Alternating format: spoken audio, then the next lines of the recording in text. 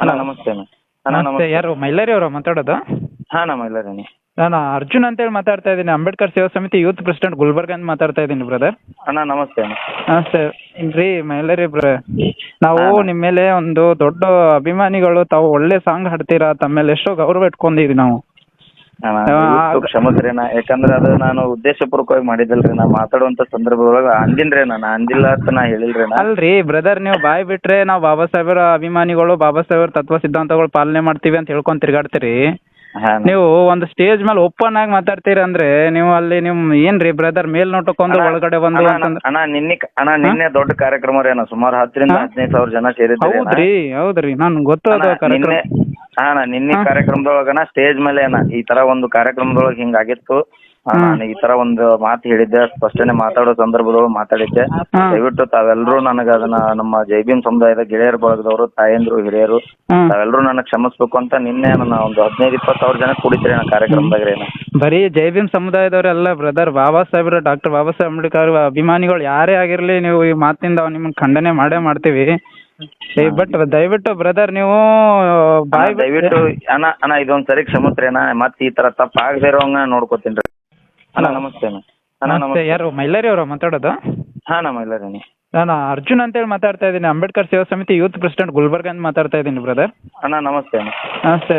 ಇಲ್ರಿ ಮೈಲಾರಿ ನಾವು ನಿಮ್ಮ ಮೇಲೆ ಒಂದು ದೊಡ್ಡ ಅಭಿಮಾನಿಗಳು. ತಾವು ಒಳ್ಳೆ ಸಾಂಗ್ ಹಾಡ್ತೀರಾ, ತಮ್ಮ ಮೇಲೆ ಎಷ್ಟೋ ಗೌರವ ಇಟ್ಕೊಂಡಿವಿ ನಾವು.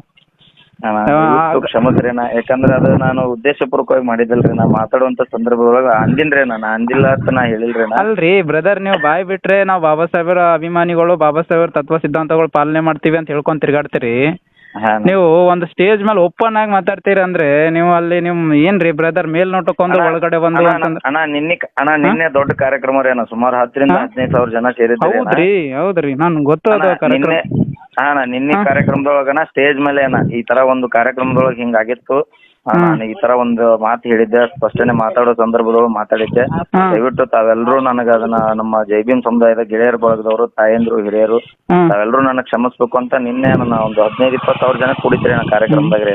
ಬರೀ ಜೈ ಭೀಮ್ ಸಮುದಾಯದವರೆಲ್ಲ ಬ್ರದರ್, ಬಾಬಾ ಸಾಹೇಬ್ರ ಡಾಕ್ಟರ್ ಬಾಬಾ ಸಾಹೇಬ್ ಅಂಬೇಡ್ಕರ್ ಅಭಿಮಾನಿಗಳು ಯಾರೇ ಆಗಿರ್ಲಿ, ನೀವು ಈ ಮಾತಿಂದ ನಿಮ್ಮನ್ನ ಖಂಡನೆ ಮಾಡೇ ಮಾಡ್ತೀವಿ.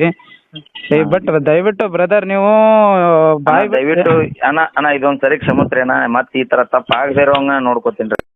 ಅಣ್ಣ ನಮಸ್ತೆ ಅಣ್ಣ. ಅಣ್ಣ ನಮಸ್ತೆ. ಯಾರು ಮೈಲಾರಿ ಅವರಾ ಮಾತಾಡೋದು? ಹಾಂ ಅಣ್ಣ ಮೈಲಾರಿನಿ.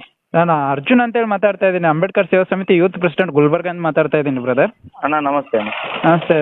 ಇಲ್ರಿ ಮೈಲಾರಿ ನಾವು ನಿಮ್ಮ ಮೇಲೆ ಒಂದು ದೊಡ್ಡ ಅಭಿಮಾನಿಗಳು. ತಾವು ಒಳ್ಳೆ ಸಾಂಗ್ ಹಾಡ್ತೀರಾ, ತಮ್ಮ ಮೇಲೆ ಎಷ್ಟೋ ಗೌರವ ಇಟ್ಕೊಂಡಿವಿ ನಾವು.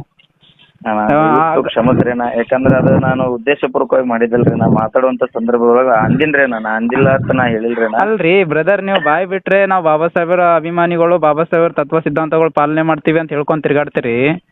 ನೀವು ಒಂದು ಸ್ಟೇಜ್ ಮೇಲೆ ಓಪನ್ ಆಗಿ ಮಾತಾಡ್ತೀರಿ ಅಂದ್ರೆ ನೀವು ಅಲ್ಲಿ ಏನ್ರಿ ಬ್ರದರ್ ಮೇಲ್ನೋಟಕ್ಕೊಂದು ಒಳಗಡೆ ಒಂದು ಅಂತಂದ್ರೆ. ಅಣ್ಣ ನಿನ್ನೆ ದೊಡ್ಡ ಕಾರ್ಯಕ್ರಮ ರೀ ಅಣ್ಣ, ಸುಮಾರು 10,000 ರಿಂದ 15,000 ಜನ ಸೇರಿದ್ರಿ ಅಣ್ಣ. ಹೌದ್ರಿ ನಾನು ಗೊತ್ತು ಅದು ಕಾರ್ಯಕ್ರಮ. ನಿನ್ನೆ ಕಾರ್ಯಕ್ರಮದೊಳಗನ ಸ್ಟೇಜ್ ಮೇಲೆ ಅಣ್ಣ ಈ ತರ ಒಂದು ಕಾರ್ಯಕ್ರಮದೊಳಗೆ ಹಿಂಗಾಗಿತ್ತು. ನಾನು ಈ ತರ ಒಂದು ಮಾತು ಹೇಳಿದ್ದೆ, ಸ್ಪಷ್ಟನೆ ಮಾತಾಡೋ ಸಂದರ್ಭದೊಳಗೆ ಮಾತಾಡಿದ್ದೆ. ದಯವಿಟ್ಟು ತಾವೆಲ್ಲರೂ ನನಗೆ ಅದನ್ನ, ನಮ್ಮ ಜೈ ಭೀಮ್ ಸಮುದಾಯದ ಗೆಳೆಯರ ಬಳಗದವರು, ತಾಯಂದ್ರು, ಹಿರಿಯರು, ತಾವೆಲ್ಲರೂ ನನಗೆ ಕ್ಷಮಿಸ್ಬೇಕು ಅಂತ ನಿನ್ನೆ ನನ್ನ ಒಂದು 15-20 ಸಾವಿರ ಜನ ಕುಡಿತೀರಿ ಅಣ್ಣ ಕಾರ್ಯಕ್ರಮದಾಗ ರೀ.